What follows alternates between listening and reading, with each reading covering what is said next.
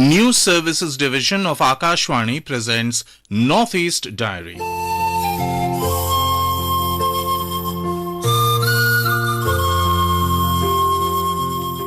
Good evening. Welcome to this edition of Northeast Diary. As we explore the northeastern part of India, it gets intriguing to know about it in each episode. Let me tell you about the excitement in today's episode. Today, we bring an interview with M Tamaro Zudir, the first woman from Nagaland to pass the International Boxing Association's 11-star judge and referee exam. And we also bring excerpts from interviews featured in Northeast Special Edition of weekly program Nayi Soch, Nayi Kahani, hosted by Union Cabinet Minister Srimati Smriti Irani. We also get to know about the customs and culture of IDU Mishmi of Arunachal Pradesh. And for now, let's go over to Sikkim, where we spotlight the outstanding success of Sikkim schools at 47th Eastern India Science Fair EISF 2024, hosted at the prestigious Birla Industrial and Technological Museum in Kolkata. Join our correspondent in Gangtok as we delve into the remarkable achievements of Sikkim's students, bringing you an exclusive insights into their extraordinary feats at this year's Eastern India Science Exhibition. Sikkim Schools Shine in Eastern India Science Exhibition 2024 held at Birla Industrial and Technological Museum BITM in Kolkata. Under the overarching theme Science and Technology for Society, our school-level science exhibition Rajya Stariya Bal Vaigyanik Pradarshani 2024, organized by SCERT Sikkim in collaboration with NCERT New Delhi. Dr. Mahindra Tamang, an assistant professor from SCERT Sikkim, along with 5 dedicated teachers, played the role of escorts for our Sikkim team. Their commitment and guidance were instrumental in our success. Breaking records at the 47th EISF, Sikkim emerged as the best team exhibits among the participating states. Singik Secondary School, Mangan, stood out among 87 contesting schools, earning the prestigious P.C. Ray Trophy and a National Council of Science Museum scholarship of Rs 6,000 for 2 students for 2 years, along with a cash prize of 2,000 for the guidance teachers. Additionally, special recognition was bestowed upon 3 schools in Sikkim: Taksa International School, Sir Tashnamgil Senior Secondary School, and Namchi Girls Senior Secondary School. The prowess of our students extended beyond exhibits, as Piyush Agrawal from Tashnamgil Senior Secondary School, Bhumika Chetri from Mangan Senior Secondary School, and Madhabi Deuri from Taksa International School claimed victory in the quiz competition. Not only did our students showcase scientific innovation, but they also shared the vibrant culture of Sikkim through mesmerizing performances, including a Nepali dance, Deusi, leaving the audience captivated. This triumph is indeed a testament to the dedication of our students, the guidance of our teachers, and the support of SCERT. With Dilli Ramdulal, this is Tashang Mubutia for Northeast Diary. In the Northeast Special Edition of weekly program Nayi Soch, Nayi Kahani, a radio journey with Smriti Irani, Union Cabinet Minister Srimati Smriti Irani talked to Jahanvi Phukan, National President, FLO and Director JTI Group, who represents over 8,000 women entrepreneurs and professionals. FLO works aggressively towards promoting economic empowerment and equal opportunities for women. Excerpts from the interview. वित्तीय संगठन की दृष्टि से, financial institution की दृष्टि से, जब आप अपने राज्य के बारे में या क्षेत्र के बारे में बात करती हैं लोगों से, तो क्या लोग सरप्राइज्ड होते हैं? थैंक यू स्मृति जी, ये आपने बड़ा सवाल पूछे आपने.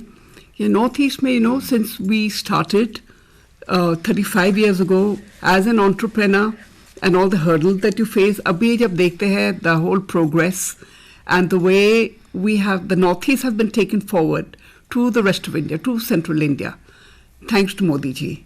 And the fact that we all feel so united now, and the ecosystem which has strengthened so much now for us, whether you talk about connectivity, air, road, rail connectivity, the technology we have in hand, the amount of visitors. So what we've is the had. reaction you get from your fellow citizens They are- or your colleagues in FICCI? आपकी जो संस्थान है वो federation है अलग अलग industry की, तो जब वो आपसे बात करते हैं और आप बताते हैं नॉर्थ ईस्ट में कितना डेवलपमेंट हुआ है, तो उनका रिएक्शन कैसा रहता है?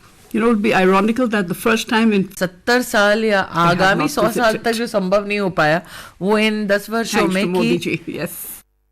Zuko, the tribal kitchen promoted by Karen Yepthomi.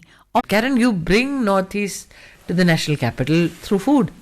Yes, and I just want to talk about a bit that the northeastern cuisine is something that built around locally outsourced, and it is also often accompanied by organic vegetables and. So how do you source it and abundant- bring it? How do you collect from 16 tribes within Nagaland and then get it to the NCR region? Oh, nowadays, there is the mode of train transportation by flight. There's a direct flight, so you can get them on a daily basis. So that is something. How was it earlier? Oh, earlier, it used to be quite we have to wait for probably for a week, 2 weeks or so. But 2 weeks? Yes, because the train, the train is something that which is, all these are the fresh vegetables are all perishable again. So we either dry them, those are like fermented, because Northeast is very beautiful technique which is known as fermentation. So everything our food is, fermented, the dry leaves or smoked meat or whatever. So that would also, that helped us to, even though the delay in transportation, but that helped us because fermentation yeah, the problem. fermentation. Northeast Diary program, broadcast every Thursday at 5:30 p.m., brings very interesting and enchanting stories from the 8 Indian states of Northeast India. Don't forget to tune in. Today we are taking a fascinating journey to the Bang Valley region where the IDU Mishmis call home. These remarkable people have cultivated a lifestyle deeply intertwined with nature, embodying sustainability in their beliefs and practices for the preservation of biodiversity. Interestingly, the IDU Mishmi language holds a unique distinction as one of the least spoken languages globally, registered by UNESCO. Join our correspondent Jonomo Rando as he delves into the distinctive attire, hairstyle and rich cultural tapestry of the Idus. The Idus are living in the hill and mountainous tract and foothills of Dibang Valley, Lower Dibang Valley and some part of plain areas of Lohit district also settled as a permanently. The origin of the tribe is still in a mystery. However, it is speculated and believed that the Idus might came from the East Asia and adjoining Mekong and Yangtze Valley, because all of them were Mongoloid tribe and linguistically Tibeto-Burman speaking. Their material culture is based on bamboo. They live in cultivation, raise beer, dress themselves in scanty clothes. But in olden days, during the time of our forefathers, were separated that the Idus have been migrated from the border easternmost provinces of at present China. The Idus have been dispersed due to various features: the population explosion and consequent movement of tribes, intertribal feuds, natural calamities and quest for better land, change in subsistence occupations from food gathering to agriculture. Consequently, on this dispersal, the main group to which Idu belonged was scattered to different directions. The Idus of Arunachal Pradesh is one of the major tribes having some distinctive cultural characteristics of their own. Their society is governed by a council of elders, popularly called Abela, which is of different status. The Abela is responsible for maintain of peace and harmony among the members of the Idu society, and also empowered to settle disputes of any sort with the help of their customary laws. The verdict given by the Abela is usually be honored by both the parties. An attempt has been made to record these unwritten verbal customary laws of the Idus with a view to give an idea about the administrative norms and procedures of smooth management of the society. Indigenous weaving system of Idus Idu women do not use elaborate garments. Their dress consists of only two pieces of skirt, thuma and thui, which reaches from the waist down to the ankle.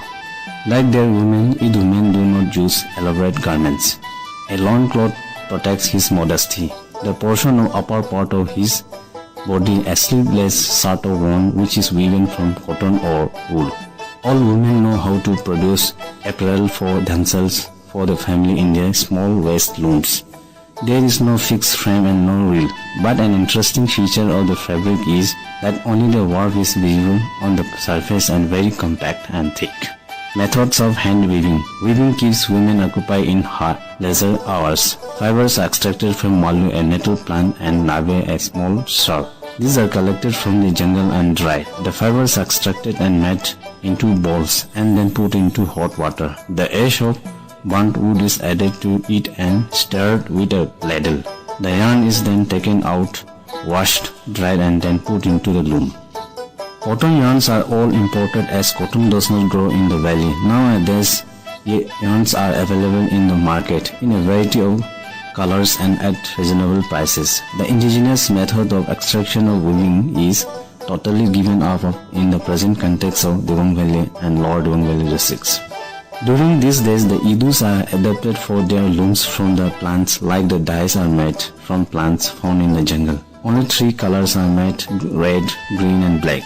During the preparation, the strictest taboo is observed. The dye is always prepared in jungle and kept secret from other. Neither anyone is allowed to see the preparation. For that taboo one have to maintain even the meat of wild animals or bird should not be eaten, unless the violation of this taboo will bring down the rate of the spirit, resulting death or serious illness.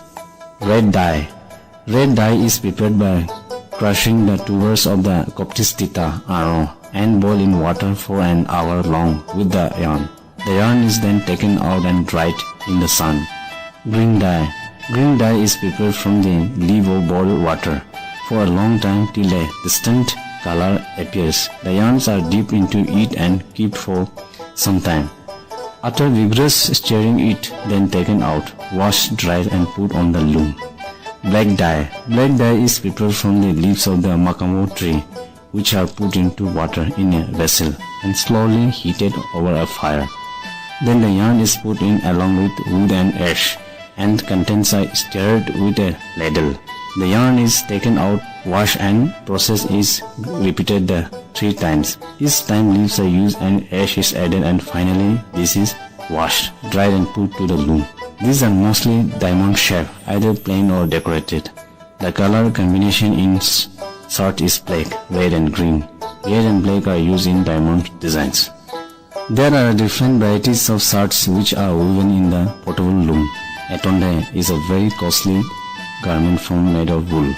A tomazo is a sleeveless shirt made with a mixture of wool and cotton yarn. A tolu, a half silk shirt, is made from the yarn extracted from nabembo, a small shrub plant, and mixed with cotton yarn and also feel very warm. Halu is a blanket made from malu and nabembo fibers. It is very warm and meets the requirement of bleak winter climate. Traditional medicinal uses of idus. In the past, before the introduction of allopathic medicines, technology travel people depend upon the traditional medicines for healing their wounds.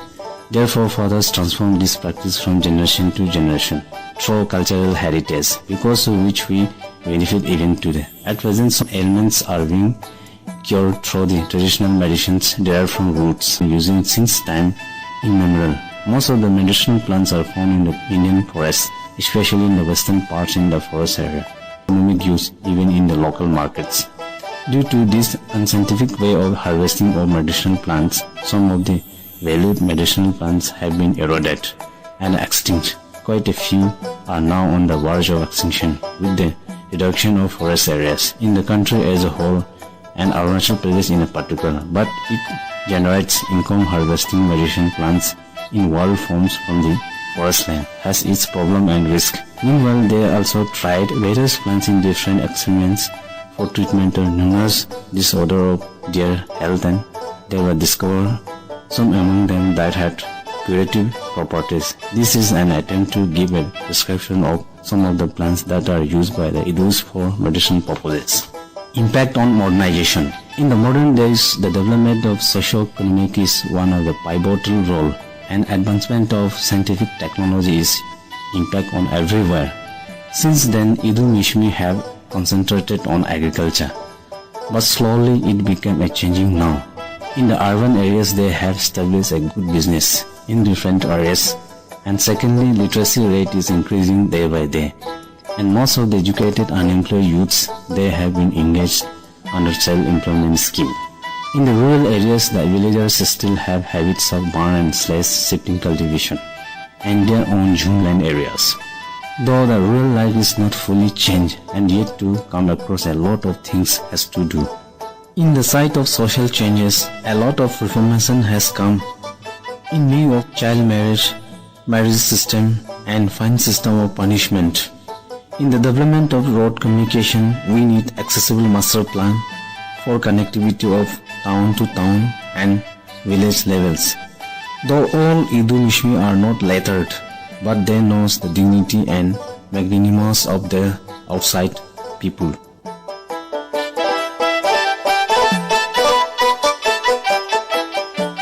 Today, we bring you an exclusive interview with T. Tamaro Zudir from Nagaland, a trailblazer who has made history as the first woman from Nagaland to pass the International Boxing Association's 11-star judge and referee exam.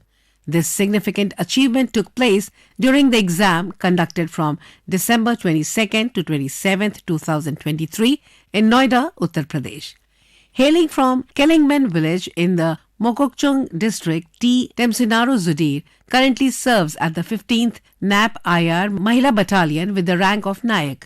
Notably, she is the second woman from the Northeast to accomplish the feat of passing the IBA judge and referee exam.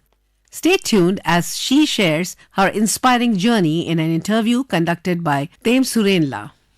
India has been home to countless extraordinary women who have defied societal norms, shattered glass ceilings, and achieved remarkable success in various fields. Today, let us delve into one such journey and draw inspiration from her remarkable achievement. She is Miss Tamaro Zudir, who became the first woman from Nagaland to pass the International Boxing Association 1-star judge and referee. Miss Tamaro, first of all, congratulations on your achievement. Thank and you. It is a pleasure to have you in our Northeast Dairy program. First of all, could you please tell us a little bit about yourself? I grew up from Chumakedima, and then I'm blessed with 3 younger brother and 1 younger sister. And regarding my education, I did my high schooling from Agape High Secondary School. Boxing is a sport which I believe that not many girls are keen on. Yeah. So could you tell us a little bit about how did you get into boxing, or who was your inspiration?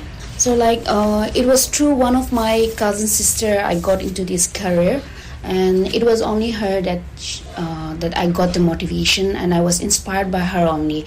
After my 10th standard, I was just idly at home and doing nothing, and then she completed her NIS diploma, and after that she came forward and she asked me whether I was interested in boxing or not, and I was a little reluctant at first whether I should go for it or not, but then let's give a try on it. And in the year 2006 I started, for a couple of months only I did my coaching, and that's how I started this career. So did you face any challenges during your career?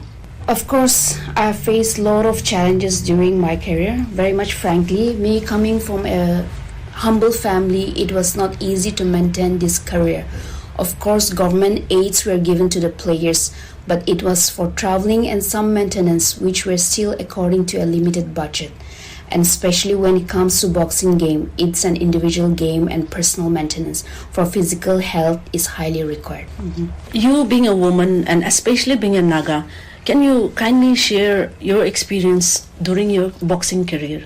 Being a woman, I should say that a strong motivation and determination is required to boost ourselves when we get complications, and it also becomes challenging if we have to achieve our titles and maintain fitness and capable for our bouts. I have learned that you started with boxing and then to being a referee and judge. So what made you take that shift? Even I started my boxing career very late, to be very honest. Like, I have been into some elites national also as well. I've participated in some of that. And later it was about my job. So my job became my priority. So I couldn't focus in both the career at the same time. So I still wanted to be in the field of boxing. And I couldn't be an international boxer, but I have always wanted to be in the international level and to achieve something for not only for myself, but as well as for my state and my country. So even my association, they have suggested me whether I wanted to go for this referee or not. And I said like, okay, I want to do it since I have already left as a boxer, but I wanted to continue in the same field with this career. And that's how I started. And then I've shifted from being to boxer to a referee and judge. So you were in boxing for how long? Since way back 2006 to 2017. It was 11 years I played. So can you tell us a little bit about the process or the steps it takes to reach an international level judge and referee? Okay, so like first we'll have to qualify in the national level. So there are some procedures that we need to be qualified in the national. Like it is 1 star, 2 star and 3 star. So 3 star is the highest grade in national. So for that we'll have to go for like exams in every grade. Like we'll have to go in the nationals for 1 star. And after that, if they see like if I'm not progressing on my field as a referee and judge, they won't upgrade me in the next level. So that's how it progressed for this. And then once I'm qualified as a national 3 star, based on my performance and how I've been performing throughout the year, and they will nominate me to in the international level. That is the process. Okay, so you have to get 3 star national level, Yes, then yes. only you can go for international level. Yes, right? yes. Okay. You have also participated in many national and state events as well. So would you tell us like one of the most memorable one and why? Okay, so the year I started, that was 2006. I started playing boxing. So that year was one of the most memorable. And why? Because it was only like for couple of months maybe I have practiced boxing, and I went for my first sub-junior national representing our state Nagaland. So I got my first national medal there. So like my first sub-junior national is one of the most memorable event for me, and that was the turning point of my life to start this career. That's why year 2006 my first sub-junior national was one of the most memorable events in my life. You have achieved so much in your career. Who would you attribute your success to, and what are your success mantras? To be honest, I had no idea about boxing initially, and it wasn't even my dream or ambition to become a boxer or say a sportswoman. But my cousin sister, who herself is a boxing coach of DGB sports team, she was the first person to introduce me about boxing and help me to participate in games. Then cutting short, my parents have played a vital role in supporting me through thick and thin for every games and journeys. And above all, I pay my highest attribute to our Almighty God. Because if it wasn't for God's help, I realized that no matter how many hands comes for help, it wouldn't have been successful. And I wouldn't be here today, and I don't have any specific success mantras. I would simply say that hard work and determination, and with God's help, everything pays off in its own time.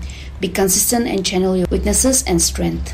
You being a sports person and also being a woman, do you think that our Naga people, especially women, can excel in sports and make it as a full-time profession? Of course, why not? I believe that our Naga women can excel in sports and make it into full-time profession and bring achievements. Because if other northeastern states women are achieving titles and soaring high, then why not us? The only thing I notice and would love to leave an encouragement is that not everyone, but some parents focus too much only on academics and deprive the younger generation of privileges and opportunities to their children, especially towards women or a girl. So if we balance academics with specifically and give full support in 11-star judge and referee exam. The interviewer was Tem Surenla. Now, take a trip down memory lane with the timeless Assamese melody Pratidhwani Huni Moy, performed by the legendary singer Bhupen Hazarika. Pratidhwani hunu moy, pratidhwani hunu, pratidhwani hunu. মোর গাঁৱৰে কিমাৰে পাহাৰৰ সিপাৰৰ নিশাৰ চিঞৰটিৰ প্ৰতিধ্বনি শুনো প্ৰতিধ্বনি শুনো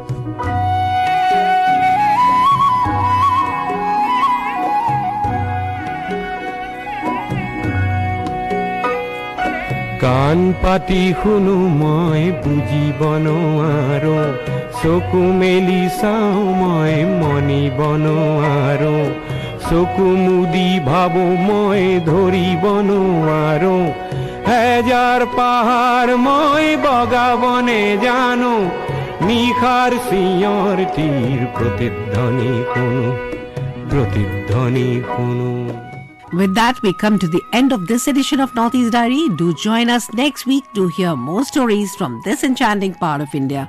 Until then, goodbye. হব পাৰে কোনো গাভৰুৰ শোক ভৰা কথা হব পাৰে কোনো আইতাৰ নিশাৰ সাধু কথা হব পাৰে কোনো ৰং মনৰ কঠীয়া তুলিৰ ব্যথা চিনা চিনা সুৰটিক চিনিবনে জানো নিশাৰ চিঞৰটিৰ প্ৰতিধ্বনি শুনো প্ৰতিধ্বনি শুনো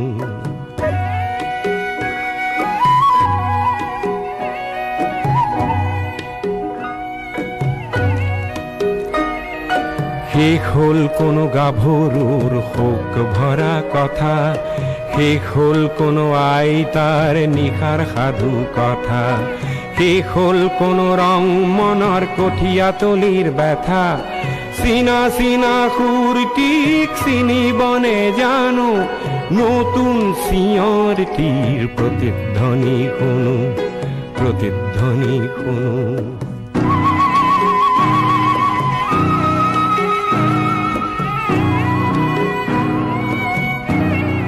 This program was presented and produced by Vinita Thakur with assistance from Kumar Gaurav. It was brought to you by the News Services Division of Akashvani.